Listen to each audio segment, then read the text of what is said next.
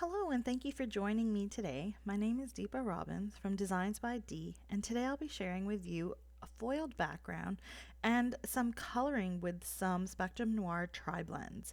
Now I'm very excited to get started with this card today and use my Triblends, which I just got in the mail. So for those of you who don't know what the Triblends are, they're a set of markers that are alcohol markers that came out from Spectrum Noir. And you can get them in two different types. You can get them in a bullet point tip, so that the tip is a little harder and it's easier to get into nooks and crannies, or you could have got the brush version, which is the ones that I have. And basically, what they do is take the guesswork out of alcohol markers and coloring, because it gives you three different shades that are light, medium, and dark, and it makes it just easier to blend your colors together and not have to, try this color, that color, and whatever and pick it out. I mean, sometimes that's fun and that's what I love Copics for, but for days when I really just don't want to think, I go ahead and use these Triblends, or I will be doing so in the future. So anyways, let's go ahead and get started on this card.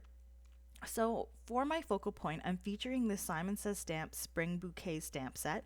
I'm using that one bouquet on the left along with the coordinating dies. So I've set it up in my in my stamp positioner here. I'm using the Tonic Tim Holtz positioner, and I'm going to be stamping with some Memento Tuxedo Black ink. So a rule of thumb, this ink is alcohol marker and Copic coloring safe, so it should be okay to use with my Triblends. I've gone ahead and stamped it a couple times to get a nice crisp image. And now here are the Triblend markers. So as you see, it has a dark, medium, and light end of the marker. And I think these are pretty cool because it's put together such that it's really one marker. So as you see here, this is how they all come. And it's a pack of 24. And the price point isn't that bad, considering you're actually getting 24 times 3 colors. So this is what the marker looks like. And you can see I have the brush tip rather than the bullet tip. And it gives you a dark color or version of that, a medium shade of that color, and then a light shade. So really, this just makes it so easy to color. And you'll see that as I do so here. So I went ahead and kind of figured out which colors I'm going to use. I'm going to end up using those 4 colors right there because I decided that other pink, the magenta, was a little too intense. So let's go ahead and get started with the coloring. I'm not going to be doing anything too crazy here. I'll basically just be laying down my darkest color at the bottom and sort of like in the areas where I think there'd be some type of shadow or shade. I'll lay down my middle color and blend out the dark in like the middle part of the petals. And then I'll lay down my lightest color and blend out the dark medium to the light at the end of the petals where I think the highlights would be on my flower petals. And I'm really just going to use that same technique throughout the whole entire card for every single color. And I've gone ahead and listed all the colors there for you, and there'll be a complete supply list on my blog if you do want to know any of the supplies that I use here. So I'm going to just leave you with a bit of music so you can enjoy this coloring. And I'll be back when the time is right.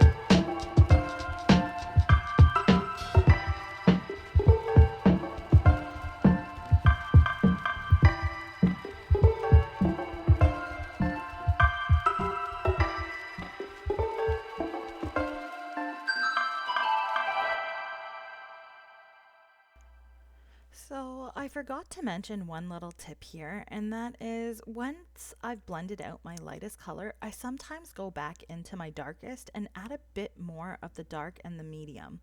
That's just so that we can kind of emphasize the darkest point of our flowers, and it gives it a bit more depth so it stands out. So I went ahead and colored in all of the leaves and the centers of the flowers here. And the last step for me was to use some Jelly Roll Sakura pens. Now I'm using size 10, which is the thickest one that I have. I think in the pack that I have, it comes with a size 8.8 and a 0.5. So the 10 is the best for me because it lays down a lot of white. And all I'm doing is adding highlights. So one of my main problems with coloring is that I tend to forget my highlights. I like adding the color so much that I just end up making it too vibrant. So this is a good way to kind of add your highlights afterwards so that you're not missing that as part of your coloring. So there's your final product in terms of your coloring. I have the coordinating die, so I cut that out using my my big shot, and that's the final floral image. So now I'm going to move on to doing my background, and for this I'm using the Spellbinders Spot On Background and Sentiments die. This was the Glimmer kit of the month for May 2021, and I'm going to be using the dots to kind of cover the entire background of my card. So to match kind of the flowers there, I'm going to be using this blush foil by Spellbinders. And I did order the Spellbinders trimmer, which I will be showing in one of my videos coming up next. I have it now, but I didn't have it for this video. So this is basically what I did. And you don't need it. All you have to do is basically just be good at cutting your foil, which I'm not. You can see that's completely not square at all. So that's why I need the trimmer. So if you're like me, it's really not that expensive. I would recommend getting the trimmer. I have used it a couple times, and it does help a lot for kind of making sure that you don't waste your foil and that you're cutting the right size so that there's not too much overfoiling. So anyways, I watch a lot of Yana's videos.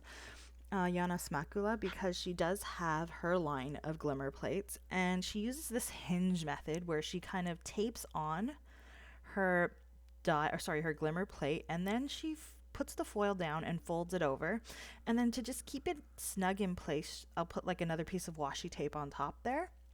And in the meantime, I've heated up my glimmer system, and you can see I have the red light and the solid green light showing, so it's ready now. I put down my plate with the foil in between the plate and the cardstock, and then I put down the shim and the spacer pad. And then I press the timer button. Once the light has gone solid, I run it through my big shot, and there we go. There's my final result, which I think looks really cool, especially on that dark navy cardstock. Again, the cardstock, I really can't remember what it is, but I'll list it in my supplies. So now what I want to do is I kind of want to line up these dots again so that I can continue the pattern. So this is how I did it. So now I'll tape it on the other side and create my hinge on the other side. And I'll add my foil again. So as you can see, I kind of struggle with the foil a bit because it isn't the easiest thing. It's a little finicky and you do have to get used to it. I've seen a lot of posts about the glimmer system or foiling in general being very hard to kind of get perfect and to not get over foiling, and it is really a skill. You have to kind of play around with it for a while, but eventually after watching videos and finding new little tips and tricks, you figure it out. So don't give up and just keep trying. So anyways, here's my finished background. I glimmered as much as I could, and you can see I have a little bit of overfoiling here and there. And I'm going to use my Couture Creations Detailer tool. I've shown you this before in some of my videos. So here there's a bit of overfoiling, and I want to show you how easily it just gets rid of that. Look at that, it's completely gone. So all that is a rotating eraser at the end there, and you're really just pressing a button and it's erasing it for you because the eraser is rotating. So anyways, if you don't have that, you could always use a sand eraser. I'm gonna move on to my little sentiments. I'm using the Spellbinders Birthday Wishes for Everyone die set. This was a large die of the month, and I've cut out the happy sentiment and then see the TH, the for the 70th there, using some pearly Sizzix cardstock, and then the 70 with some rose gold Sizzix cardstock. Here I'm going to be using the Spellbinders Sweet and Snarky Birthday Wishes set, which is the latest set, well, the last one that I've gotten. And I'm using just one of the strips there, the sentiment strips, which says, wishing you have an amazing day. Now here's my extra pieces of foil. I don't throw them out. I cut off the little bits that haven't been used, and I make sure I use all of it because I hate the idea of wasting this pretty foil. And as you can see, I'm actually overlapping my foil because you can see there's a little bit of foil missing on that edge there. So I'll overlap it and glimmer with it, and I'm telling you, you don't notice the overlap at all. It just looks like one continuous piece of foil. So definitely collect your little pieces, and if you really don't want to waste them, use them like this. So there you go. You can see that was a pretty good foiling attempt, except for that little bit down there, which I'm going to use my detailer tool to get rid of. And literally that took 2 seconds. So it's really not a big deal if you overfoil. So I'm going to use the coordinating die to cut that out as well. I've attached it here to my cardstock, and I have my mini Sizzix here, my sidekick, and I use this a lot of the time for like smaller die cuts like this because I do have the Big Shot, which is a big bulky die cutting machine. So it gives you a nice strip, sentiment strip like that. So now I'm going to kind of put it together. And I've got my floral piece. I've added a bit of some strong double-sided adhesive along with some of that Barely Art liquid glue, just to kind of add, 2 layers of strength. And I'll go ahead and place it on my cardstock where I want it. And then I'll also line up my numbers here and place them on the card in the corner. So I always remove the ruler before I completely press it down because sometimes it looks a little off after you've moved it. And then again, I'll use the Barely Art glue, which I'm kind of dabbing down on the back there because I don't want any extra glue to stick out. And I'll basically just push that down. Now, you'll notice I use my acrylic block a lot of the time to push down cardstock, especially when it's on metallic cardstock, because I find the glue sometimes when it leaks, it can ruin or make marks on the cardstock. So anyways, here's that happy I cut out. I kept it all together because all the little letters are actually separate, so they're not connected. So I wanted to keep the same spacing and make it a bit easier to get it down onto my cardstock when I glue it. So I basically added my glue to the back. Now I'm placing that die exactly where I would want it to be on my card and pushing the little die cut pieces through with the little holes there and my tool. And there you go. I just lift off my die and my little pieces are exactly where I want them with the same spacing as the die. So I'm going to glimmer this up with some Pink Fresh Studios Jewel Mix. These are the pinky colored gems, and I'm literally just going to haphazardly put them all over. So I've said this before, some people actually plan out where they're putting their little pieces and then they'll glue them down. I literally just put down little globs of glue and then I put my pieces wherever the heck they go and hope it looks good. That's just my lazy way of doing it, and usually it turns out all right, as long as you follow those little rules of putting the larger pieces in the center and the smaller ones on the outside. So I kind of lost a bit of footage here. I took a piece of cardstock and I cut out that same coordinating die from the cardstock, and I also cut out my inside, basically my card base. And what I did was I kind of lined up that die cut cardstock using the negative piece on the edge of my card on the inside because I wanted to create this this colored little background before I actually stamp on the floral image. So I picked some colors which kind of match the colors that I have on the front of my card in terms of the Spectrum Noir blends. And I chose, first of all, the purple was an Altenew Deep Iris. Then I chose to use the Altenew Coral Bliss. After that, I'm using Altenew Rouge. And then the final color, which will match the little peachy flower on the front, is going to be the Altenew Peach Perfect color. So I'll go ahead and blend that in. As you can see, the purple and the pink are kind of getting a bit muddy, so I try not to go over that too much. And then once I add the Peach Perfect, it all kind of comes together and looks really nice. Now you can see it looks a little bit splotchy here, but that's just a property of this ink. So Altenew inks and many dye inks, they kind of go on a bit splotchy, but over time they kind of basically spread out and the color evens out, so it looks really nice. So I wouldn't worry about it too much. You can see already as I'm taking off this type of stencil type thing, it basically looks like really good. And because that was just cardstock, I can just throw it away. And it's just some extra cardstock that I hadn't used. So it's not like I'm wasting cardstock, it's just scraps. So I've lined up my stamp in my stamp positioner again, and I'm going to be using some VersaFine Clair Nocturne ink, and I'll be stamping a nice crisp black image down there so that, you know, I have a bit of coordinating interest on the inside and outside of my card. And that's what you have. Now you can see in the bottom left corner, there's a bit of space there. After I did this, I kind of added a bit more on the edge there, so it looked a little bit more cohesive. But I mean, it would have been fine like this. It's up to you. So I'm going to go to my Altenew Say It With Love stamp set. This is my favorite card inside stamp set. And I have gotten a couple more, which I'll be showing you in another video. But for now, I'll stick with this. I've shown you how to do this a couple times.